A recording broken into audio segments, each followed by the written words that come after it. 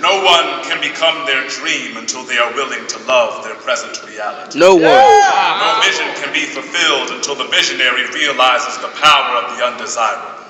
Even God was not able to create humanity until God loved the dirt enough to breathe God's own spirit into it. For us to realize the potential of ourselves and our world, we must love what has been birthed, but not yet matured.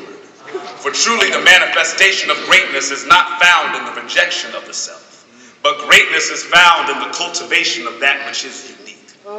Realizing potential is a difficult task today, but that does not handicap our hope, because in moments like these, God shows us how to find life in dead situations. It was God who led the prophet Ezekiel to a valley full of dry bones. Potential appeared to be absent, but God asked the prophet, can these bones live? The answer is yes, these bones can live, but only if someone is willing to speak to them, which appears to be dead.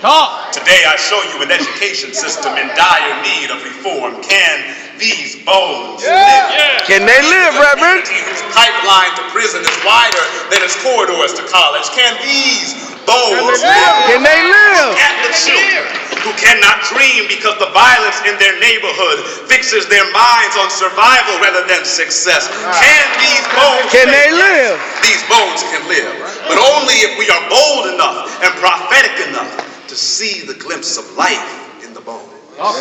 Today, our challenge is not to see what's wrong.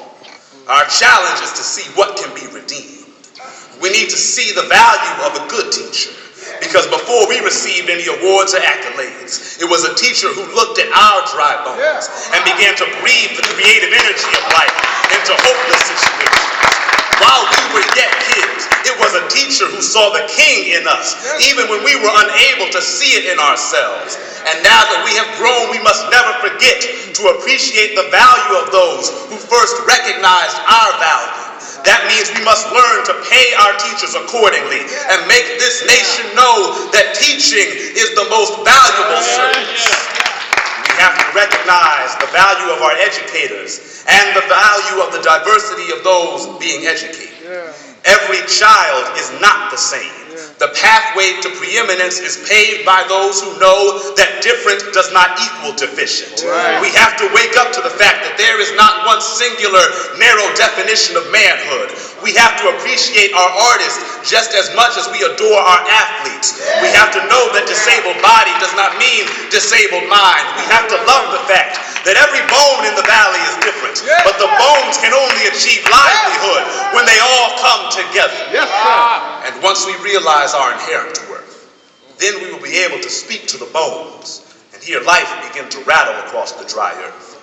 For the noble quality of our faith is the fact that we believe that that which is dead on Friday can be alive on Sunday. So go now and speak to the bones with the assurance that what God has placed inside of you is powerful enough to resurrect the